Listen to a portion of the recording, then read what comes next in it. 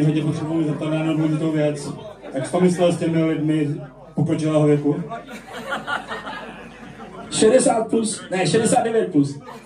Jsem si oddech. Tak kluci si mě vybrali jako kmotra na tuto slavnostní příležitost. Já jsem za to hrozně rád a chci klukům moc poděkovat a chci poděkovat vám všem, kteří jste přišli na tuhle akci, takže si zatleskejte.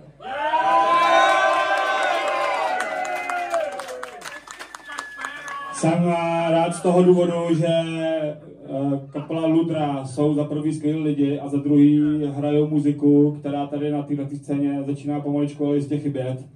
A novější kapely, aby člověk pohledal, takže já osobně jsem rád za každou novou krev. Kluci hrajou od roku 2021, i když je tvořená vlastně zkušenýma muzikantama.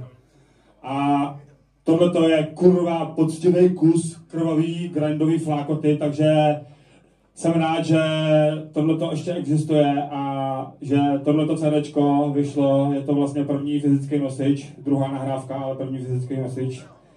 Takže dneska to tady všichni oslavíme a budeme tady tomu dítku přát co nejvíc štěstí, ať si to najde co nejvíc cest k posluchačům a odstartuje to pro kapelu cestu k lepším ziskům. Takže ať je Ludra!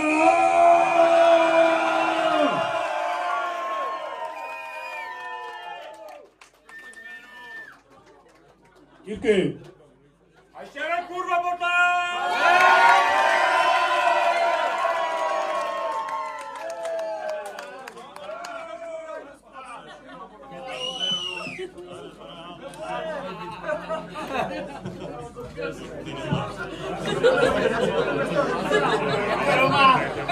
Děkujeme moc.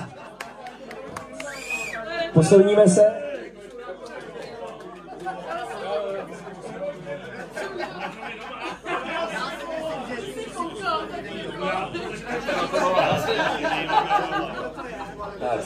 Napijte se s náma, strestejte to pořádně.